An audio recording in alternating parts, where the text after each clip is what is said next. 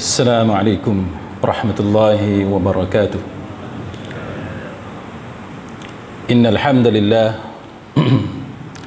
nahmaduhu wa nasta'inuhu wa nastahdihi wa nastaghfiruh wa na'udzu billahi min shururi anfusina wa min sayyiati a'malina. Man yahdihillahu fala mudilla lahu ومن يضلل فلا هادي له أشهد أن لا إله إلا الله وحده لا شريك له وأشهد أن محمدا عبده ورسوله اللهم صل وسلم على محمد وعلى آله وصحبه والتابعين بإحسان إلى يوم الدين. Amma ba'd. Rabbi syarah li sadri, wahai Tuhanku, lapangkanlah dadaku ini. Wa yassir li amri, dan permudahkanlah urusanku. Wahlul 'uqdatam min lisani, dan uraikanlah kekeluhan lidahku. Yafqahu qawli, supaya mereka memahami kata-kataku ini. Rabbi zidni ilma, wahai Tuhanku, tambahkanlah ilmu kepadaku. Allahumma faqihna fid din, ya Allah, kurniakan kepada kami kefahaman tentang agama. Wa 'allimna at-ta'wil, dan ajarkanlah kepada kami kefahaman sebenar mengenai Al-Quran. Wahdinas siratal mustaqim, dan tunjukkan kepada kami jalan Engkau, jalan yang lurus.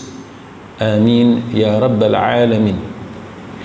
Saudara-saudari, sahabat sahabiah, muslimin muslimat, mudah-mudahan kita semua pada malam ini dirahmati dan diberkati oleh Allah Subhanahu wa taala.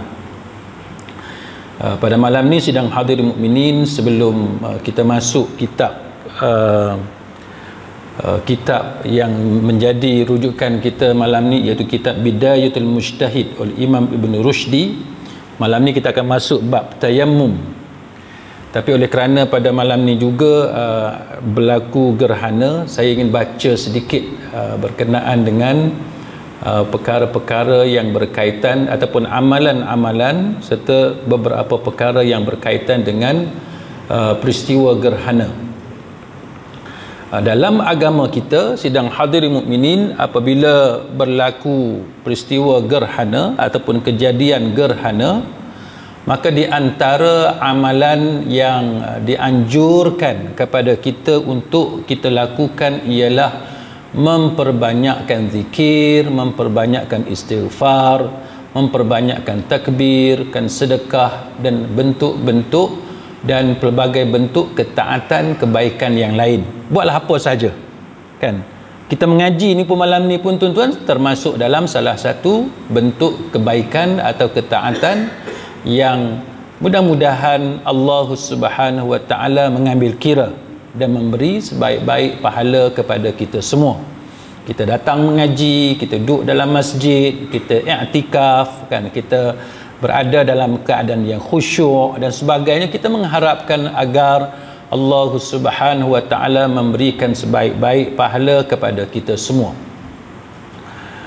Ada satu riwayat tuan-tuan sekalian daripada Aisyah radhiyallahu anha bahawa Nabi sallallahu alaihi wasallam bersabda, "Inna syamsa wal qamara ayatani min ayatillah la yankhasifani li mauti ahadin wala li hayatih fa idza ra'aitum dzalika fad'u Allah wa kabbiru wa sallu wa tasaddaqu." Hadis ni hadis Bukhari. Sesungguhnya matahari dan bulan adalah dua tanda di antara tanda-tanda kekuasaan Allah Subhanahu wa taala. Gerhana ini dia tidak terjadi kerana kematian seseorang. Dia juga tidak terjadi kerana lahirnya seseorang. Jikalau melihat hal yang sedemikian, kita mengalami peristiwa gerhana, maka Nabi kata apa? Nabi kata berdoalah kepada Allah Subhanahu wa taala. Bertakbirlah dan kerjakanlah salat dan juga bersedekahlah. Itu antara perkara-perkara ataupun ajaran Nabi ataupun sunnah yang dianjurkan oleh Nabi sallallahu alaihi wasallam untuk kita lakukan apabila kita berada dalam suasana gerhana. Jadi macam malam ni baguslah kan, tuan-tuan pun hadir dalam masjid. Saya pun tadi tak pasti sempat sampai ke tak sempat sampai. Kes mahkamah daripada pagi sampai petang. pukul 4:30 kan baru habis di Penang. Saya tengok jam ni gaya macam sempat ni. Kan. Jadi alhamdulillah sempat juga datang. Harap-harap tak ada speed trap lah tadi tengah jalan. Tapi kita ni tuan-tuan macam itulah kan. Kita cuba sedaya upaya, kita buat apa yang kita mampu. Selebihnya kita harap Allah Ta'ala terima amalan kita kan. Dalam banyak-banyak amalan ni tuan-tuan, kita tak tahu amalan mana yang benar-benar berkualiti, amalan mana yang Allah Ta'ala akan terima kita, amalan mana yang paling besar, yang menjadi faktor yang membawa kita kepada syurga Allah Subhanahu wa Ta'ala. Sebab hati kita ikhlas ni tuan-tuan, dia berbolak-balik. Hati manusia ni dia sentiasa berbolak-balik, dan kita sendiri kita tak nampak pahala tu kan. Kita buat, kita semayang, kita baca Quran, kita sedekah dan sebagainya, kita tak nampak pahala. Ini bentuk ujian Allah Subhanahu wa Ta'ala kepada kita semua.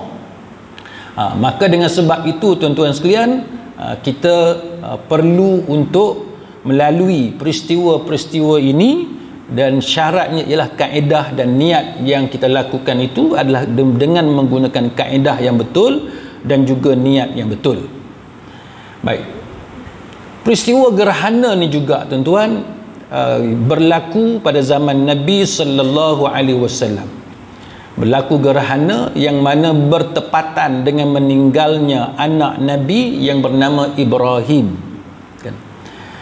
Sebagaimana riwayat daripada Al-Mughirah bin Syu'bah, dia kata apa? Al-Mughirah bin Syu'bah kata, kasafati syamsu ala ahdi Rasulillah sallallahu alaihi wasallam yauma mata Ibrahim. Pada zaman Rasul, pada waktu Rasulullah sallallahu alaihi wasallam, masa Nabi masih hidup, pernah terjadi peristiwa gerhana matahari yang mana bertepatan dengan hari kematian anak Nabi kita, iaitu Ibrahim kan. Ibrahim ni siapa dia tuan-tuan? Ibrahim ni dia adalah anak Nabi kita, bukan melalui Khadijah kan. Khadijah dia ada 6 anak, 2 anak lelaki, 4 anak perempuan. Tapi Ibrahim ni dia bukan melalui Khadijah radhiyallahu anha, tapi dia daripada Maryah Al-Qibtiyah Al-Misriyah. Dia melalui Maryah Qibtiyah Misriyah. Ibrahim ni Allah Ta'ala bagi dekat Nabi setahun setengah. Setahun setengah.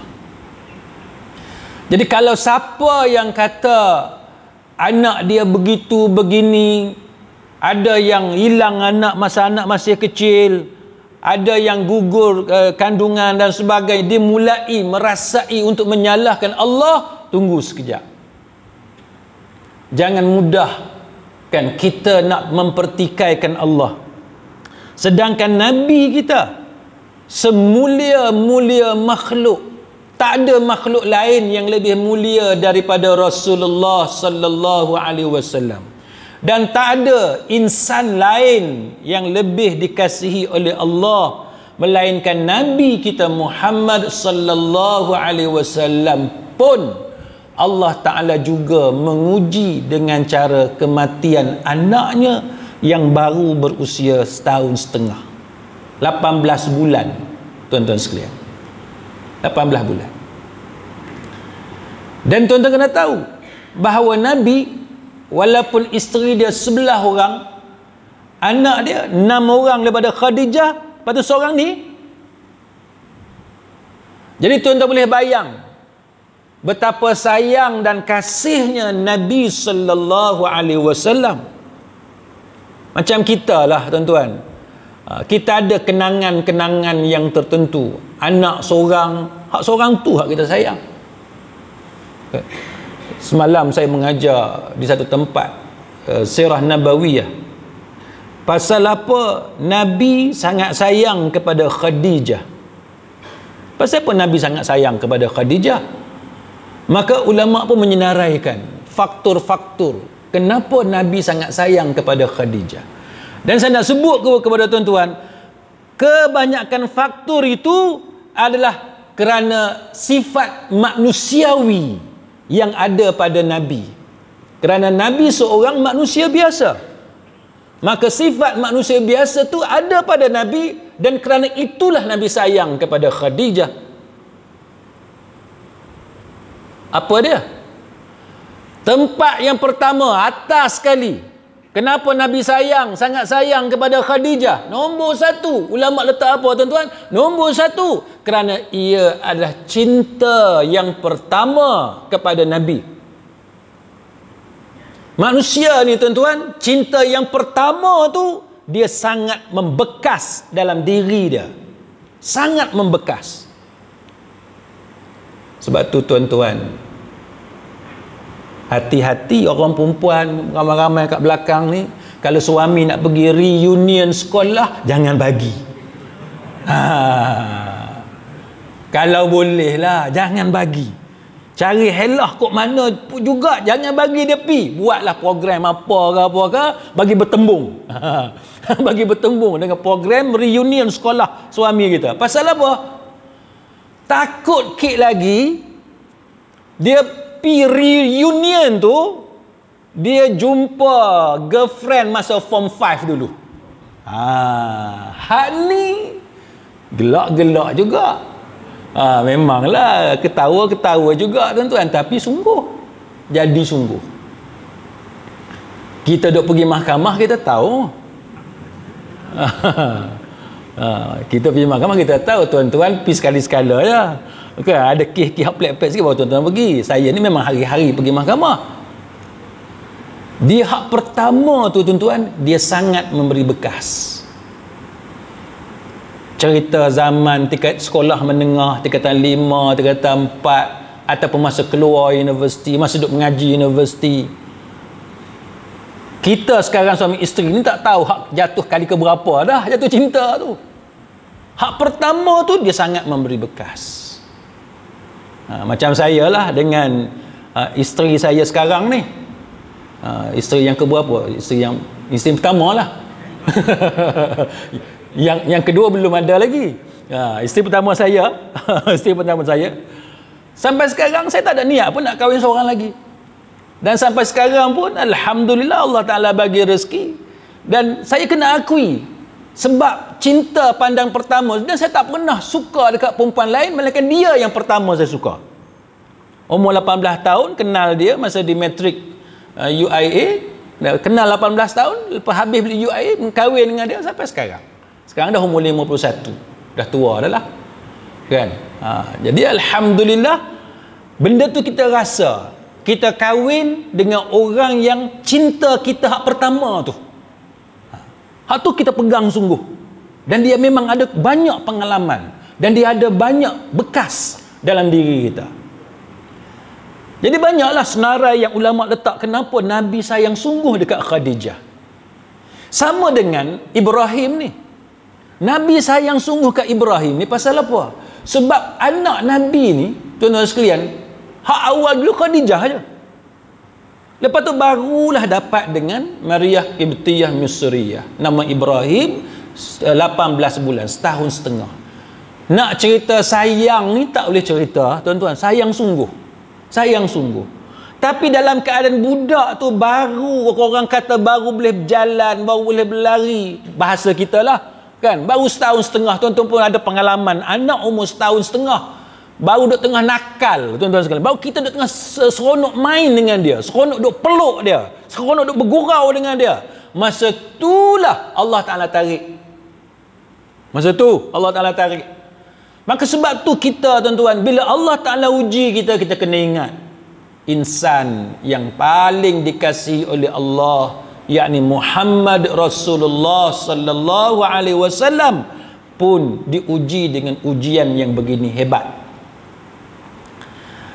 Maka bila Ibrahim meninggal dunia tuan-tuan, Nabi sallallahu alaihi wasallam keluar air mata, kan? Keluar air mata, sedih sangat. Sedih sangat.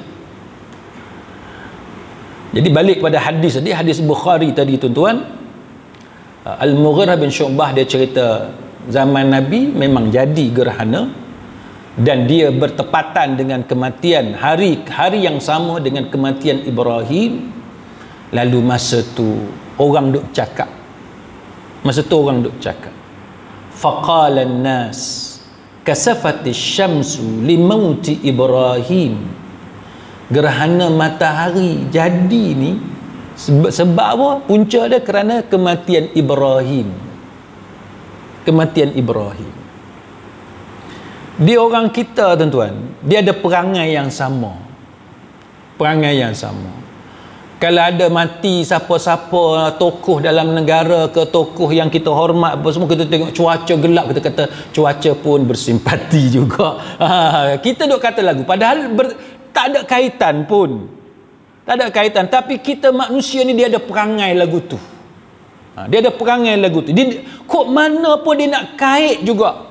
Dia nak kait juga dengan benda yang berlaku pada alam. Benda yang berlaku pada dia, hak itulah juga dia nak kait dengan benda yang berlaku pada alam. Sedangkan tidak ada dalil, tidak ada hujah untuk kita berkata sedemikian. Jadi itulah yang berlaku kepada Nabi. Dalam keadaan Nabi sedih, putera Nabi yang Nabi sayang nama Ibrahim meninggal dunia, manusia pada masa tu nak kait juga peristiwa tu dengan gerhana. Maka inilah yang menyebabkan Nabi sebut dan Nabi bagi pencerahan. Nabi kata apa? Nabi kata inna syamsa wal qamara la yankasifani limauti ahad.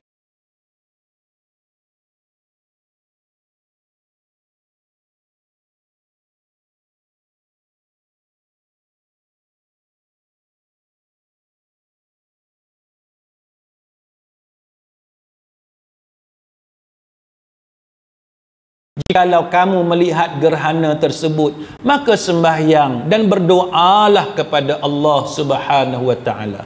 Hadis Bukhari. Ini tuan-tuan menggambarkan apa? Menggambarkan kejujuran Nabi dalam menyampaikan risalah daripada Tuhannya. Sebab apa saya kata kejujuran Nabi? Kalau kita, orang kata anak kita mati, tiba-tiba berlaku gerhana, agak-agak apa reaksi kita? Betul Kalau kita lagu tu, kita mudah cenderung supaya orang hormat kita. Sebab tu kita boleh tengok ajaran sesat berapa banyak. Ajaran sesat cukup banyak. Pasal taksubnya manusia kepada seseorang tokoh. Kadang-kadang seseorang tu bukan tokoh pun. Ayah Pin, tokoh ke Ayah Pin? Ayah Pin bukan tokoh pun. Tapi manusia ni tuan-tuan, bila dia disesatkan oleh Allah, orang yang tidak ada ketokohan macam Ayah Pin pun boleh jadi sebab kepada kesesatan. Jadi Nabi dia menafikan. Dia kata tak ada kaitan antara gerhana sama ada gerhana matahari ke gerhana bulan ke, tak ada kaitan dengan kematian Ibrahim. Walaupun Nabi sallallahu alaihi wasallam sangat sedih dengan kematian Ibrahim. Kan? Apa dalil sedihnya Nabi? Sebab Nabi sebut kan, bila berlaku kematian itu, Nabi kata innal aina tadma', air mata ini mengalir. Nabi kata wal qalba yahzan, hati ini bersedihan. Kan hati ini dalam keadaan berduka cita. Wala naqulu illa ma yarda rabbuna, kami tidak mengatakan kecuali hanya yang diredai oleh Allah Subhanahu wa taala. Kita tak cakap apa tuan-tuan kalau berlaku benda-benda macam ni, kita cakap benda yang Allah Taala suka je. Kita jangan cakap benda yang boleh mengundang kemurkaan Allah. Kita jangan keluar perkataan yang menunjukkan kita tak puas hati dengan takdir Allah. Kan kita kena jadi seorang yang tabah, sabar, redha dengan apa yang telah ditetapkan oleh Allah. Dan itulah yang berlaku kepada Nabi kita Muhammad sallallahu alaihi wasallam dan berlaku pada semua manusia. Allah Ta'ala dia boleh bagi, dan bila-bila masa Allah Ta'ala boleh ambil balik. Ini semua ujian untuk membezakan siapa yang redha, yang sabar, yang mengharapkan pahala daripada Allah berbanding dengan orang yang tidak sabar dan suka mempertikaikan Tuhan. Baik, lepas tu Nabi kata apa? Tuan-tuan, Nabi kata, wa inna bi firaqika ya Ibrahim la mahzunun. Nabi kata, wahai Ibrahim, sungguh wahai Ibrahim, kerana perginya kamu ini kami bersedih. Jadi sedih itu berlaku pada semua orang, berlaku kepada saya, berlaku pada tuan-tuan, juga berlaku kepada Rasulullah sallallahu alaihi wasallam. Tapi kita jangan sekali-kali memandai-mandai dalam melakukan benda-benda yang khurafat, yang karut, yang tak ada kaitan pun. Jadi ini antara contoh yang ditunjukkan oleh baginda Nabi sallallahu alaihi wasallam kepada kita semua. Baik, sidang hadirin mukminin, selain daripada itu, apa lagi amalan yang dianjurkan kepada kita? Yang keduanya ialah menunaikan solat gerhana, kan? Yang kedua, kan, menunaikan solat gerhana secara berjemaah di masjid. Ini juga antara perkara yang dianjurkan oleh Nabi sallallahu alaihi wasallam. Hadis Aisyah radhiyallahu anha bahawa Nabi sallallahu alaihi wasallam naik kenderaan pada waktu pagi dan pada masa itu berlaku gerhana. Lalu Nabi sallallahu alaihi wasallam lalu dekat dengan masjid, kan, dekat dengan kamar bilik Aisyah, lalu Nabi berdiri dan menunaikan solat, kan, Nabi berdiri dan menunaikan solat. Lalu apa kata Imam Ibn Hajar Al-Asqalani rahimahullahu ta'ala? Dia kata bahawa kalau mengikut ajaran Nabi, dia kata solat gerhana ni buat di masjid. Kalau tidak buat di masjid, buat di tanah lapang. Ini antara pilihan-pilihan yang ada. Apa tujuan dia buat kat tanah lapang? Tujuan dia supaya mudah nak nampak gerhana tu berlaku dan dia habis bila. Itu antara sebab yang disebut oleh Imam Ibn Hajar Al-Asqalani rahimahullahu ta'ala. Macam kita ni susah sebab sekarang ni hujan, awan, kan, menyebabkan kita tak nampak. Dan berkata Syekh Muhammad bin Salih Al-Utsaimin rahimahullahu ta'ala, dia kata apa? Dia kata semayang gerhana ni secara berjemaah tidak diwajibkan dan tidak jadi syarat pun untuk berjemaah. Maksud dia apa? Maksud dia walaupun lebih baik secara berjemaah, tapi dia kata kalau takdirnya kita duduk kat rumah pun kita boleh buat. Duduk kat rumah pun boleh buat. Sebab apa? Sebab Nabi sebut secara umum. Nabi sebut secara umum, fa idza raaitum fasallu. Nabi kata kalau kamu nampak gerhana itu, maka sembahyanglah. Itu antara perintah daripada Nabi sallallahu alaihi wasallam. Jadi Syekh Utsaimin rahimahullahu ta'ala, dia kata hadis ni Nabi tak kata bila kamu tengok gerhana kamu sembahyang di masjid. Tak. Nabi tak letak syarat tu. Nabi cakap secara umum, fasallu, sembahyanglah kamu. Maka itu menunjukkan bahawa boleh, kan, nak sembahyang berjemaah pun boleh, nak sembahyang bersendirian pun boleh, kan. Itu kemudahan yang agama bagi kepada kita. Tapi yang lebih afdalnya ialah sembahyang secara berjemaah. Itu lebih afdal. Baik. Apa sebab dia lebih afdal secara berjemaah? Sebabnya Syekh Utsaimin kata kerana bila berjemaah kita lebih khusyuk, kan. Bila buat ramai-ramai ni dia seronok, tuan-tuan. Tak kata sembahyang, benda lain pun kalau ramai-ramai seronok. Nak tanya, kalau tuan-tuan makan seorang ke seronok, makan berebut tu seronok. Orang Perlis ni saya tak tahu suka makan apa orang Perlis. Tak tahu, saya pun tak reti orang polis suka makan apa. Tapi saya kan, saya dah cerita kat tuan kan, saya dah cerita rasanya pasal saya tak makan ikan keli. Datang perkelih, orang tunjuk ikan tempat ikan keli, saya kata keli makan apa. Tapi sebab kawan-kawan semua bakat makan, hak seorang tu cucuk saya, dia kata kat sini, dia kata kalau tak makan kira ni lah kan. Kita rasa tercabar lah tengok semua bakat makan. Saya memang tak suka keli tuan-tuan, tapi pengaruh tu sebab kita nampak semua bakat makan, nampak sedap tu. Sejak mai perkelih, singgah dulu. Kan, lagu tu lah. Sama macam ikan di Temerloh, ikan patin masak tempoyak. Sebelum kahwin dengan isteri saya tak suka makan. Tapi bila tengok orang makan ni, kahwin dengan orang Pahang, Temerloh pula, memang tempat dia. Semua ipar duai kita semua bakal berebut makan, nampak sedap ni tuan-tuan. Kita pun try tu, sedap sungguh. Kan? Sama macam tuan-tuan makan durian. Kan, durian. Katalah tuan-tuan beli Blackthorn ke Musangki, makan seorang. Dengan makan 4-5 orang berebut, mana sedap? Makan seorang ni tuan-tuan memanglah sedap sebab kita seorang boleh kuasai durian tu. Tapi lain, dia tak sama dengan kita makan ramai-ramai. Jadi Syekh Utsaimin kata apa? Semaya berjemaah ni sebab apa dia lebih baik, lebih afdal? Sebab suasana itu dia menambahkan khusyuk kita. Menambahkan khusyuk. Saya ingat saya semayang depan Kaabah masa tu Syurim jadi imam subuh. Kiri kanan ni duk menangis tuan-tuan. Tambah pula Syurim hari tu dia tarik ayat tu, sedap sungguh suara dia. Kan, kebetulan ayat tu cerita pasal azab neraka apa semua, dia cerita dalam surah tu.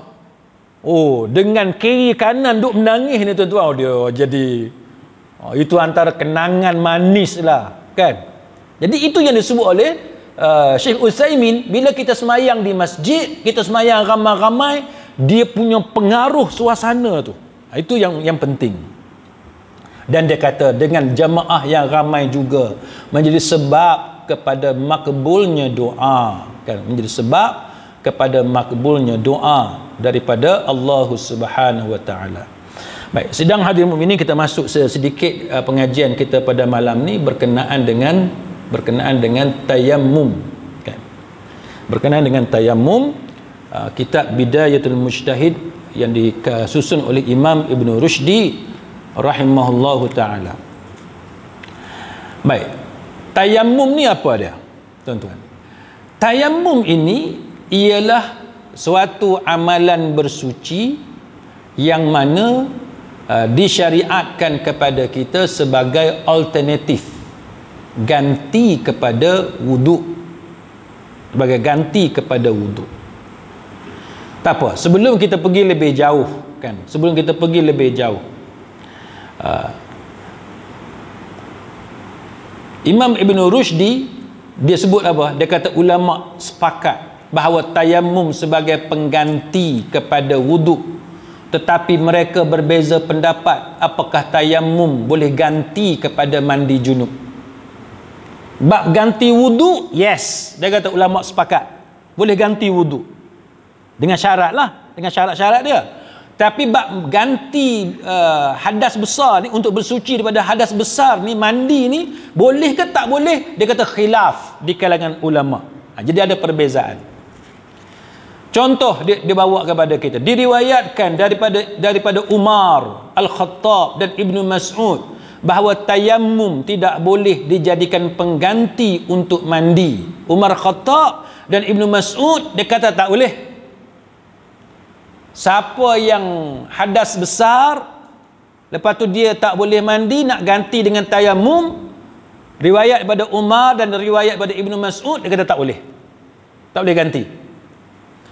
Dan pendapat yang kedua, Ali dan beberapa sahabat Nabi yang lain berpendapat bahawa tayammum boleh menjadi pengganti untuk kita bersuci dari hadas besar, dan pendapat ini adalah pendapat majoriti fuqaha. Jumhur ulama kata boleh. Kan, kita nak mandi wajib, tiba-tiba ada masalah dengan air, kan? Ada masalah dengan air, maka kita bertayamum. Bila cukup syarat, kita pun bertayamum. Boleh ke tak boleh? Jumhur ulama kata boleh. Jumhur ulama kata boleh. Kenapa berlaku perbezaan pendapat ini? Mereka mengatakan bahawa sebab berlaku pelbagai persepsi yang timbul daripada cara memahami ayat berkaitan dengan tayammum. Yang ni kita panggil al-ikhtilaf fi fahmin nas. Perbezaan pendapat di kalangan ulama berkaitan dengan cara memahami nas. Kan? Dalil tu, cara faham tu berbeza, menyebabkan ulama berbeza pendapat. Dan dia kata, dan juga asar-asar yang menyatakan bahawa tayammum digunakan untuk bersuci daripada junub tidak diterima sebagai sahih di kalangan para ulama. Dengan sebab dia tidak sahih, menyebabkan berlaku khilaf di kalangan para ulama. Antaranya ialah, contoh dia apa dia? Surah Al-Ma'idah ayat yang ke-6. Allah Ta'ala berfirman, a'udzu billahi minasyaitonir rajim, falam tajidu ma'an fatayammamu, lalu kamu tidak memperolehi air, maka bertayammumlah. Jadi Allah Ta'ala suruh kita tayammum. Tapi isu dia sekarang ni tuan-tuan, kita nak tayammum, kita nak pakai apa? Nak tayammum, kita nak pakai apa? Baik, sekarang kita tengok dalam surah Al-Ma'idah ayat yang ke-6, Allah Ta'ala kata fatayammamu sa'idan tayyiba. Itu yang disebut dalam surah Al-Ma'idah ayat yang ke-6. Bila kamu tak dapat air, tidak memperoleh air, Allah Ta'ala kata fatayammamu, bertayammumlah sa'idan tayyiba, dengan sa'id yang baik. Sekarang timbul soalan, sa'id yang baik tu apa dia? Yang kata sa'id tu apa dia? Kan? Apa dia yang dikatakan sa'id? Jumhur ulama dia kata bila sebut sa'id, Quran kata sa'id, maksud dia debu. Maksud dia debu. Kalau debu yang macam mana? Kalau tempat tu tak ada debu, boleh tak kita tayammum? Ini antara soalan-soalan dia, kan? Apa maksud sa'id? Sebahagian ulama dia kata yang dimaksudkan dengan sa'id ialah setiap benda yang berada di permukaan bumi. Benda asal yang ada di permukaan bumi. Apa dia? Debu. Sa'id dia kata. Pasir. Sa'id juga. Manakala kita pergi ke pantai, kita nak tayammum, kalau ikut pendapat ni kata, kita tepuk pasir tu. Sebab pasir pun termasuk sa'id. Batu. Tuan-tuan pergi hiking atas Gunung Kinabalu tu, nak semayang, air tak ada. Lepas tu nak tepuk tanah, mana ada tanah? Batu. Sebesar-besar batu atas gunung. Ikut pendapat ni kata sa'id tu termasuk batu, asalkan dia memang permukaan bumi. Tepuk batu tu. Tapi jangan tepuk kuat lah, sakit tangan pula. Tepuk untuk tayammum. Tepuk tayammum tu, maka tu boleh tayammum. Dan seumpamanya. Sebab apa mereka berkata sedemikian? Kerana mereka berdalilkan kepada hadis Bukhari, wa ju'ilat liyal ardu masjidan wa tahura, dianugerahkan untukku tanah sebagai masjid, sebagai tempat solat dan untuk bersuci. Jadi ulama faham macam mana? Ulama faham hadis ni dia kata menunjukkan bahawa setiap benda yang berada di permukaan bumi boleh digunakan untuk bersuci, termasuk sa'id yang dikatakan debu itu. Dan dia kata bahawa walaupun benda tu bukan debu, yang penting dia ada atas permukaan bumi, maka dia termasuk sa'id.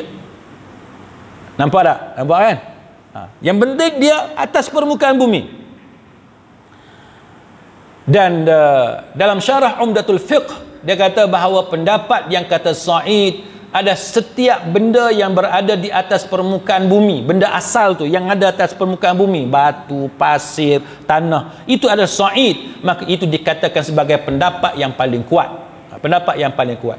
Bukan mesti debu nak kena beli apa yang dia dah paket siap apa semua tu. Tak semestinya.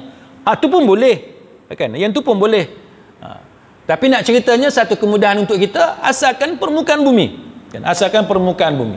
Dan berkata Imam Ibn Taymiyah rahimahullahu ta'ala, dia kata sa'id adalah sesuatu yang muncul pada permukaan bumi. Dan ini umum. Dia kata, ini umum, menyeluruh, mencakupi apa sahaja yang ada di permukaan bumi, kerana berdasarkan kepada firman Allah Ta'ala dalam suratul Kahfi ayat yang ke-8, wa inna laja'iluna ma 'alaiha sa'idan juruza, dan sesungguhnya kami benar-benar akan menjadikan pula apa yang di atasnya menjadi sa'id yang rata lagi tandus.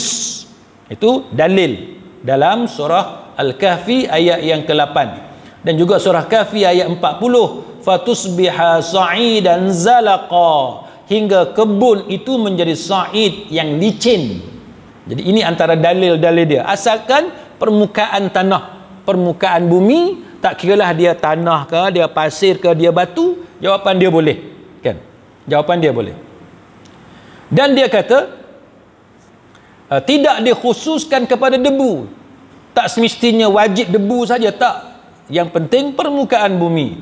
Sebab Nabi sebut ju'ilat li, kan, dijadikan untukku, apa dia? Al-ard, bumi, masjidah, sebagai tempat semayang, wa tahura, kan, dan untuk bersuci. Jadi itu dalil yang digunakan oleh para ulama.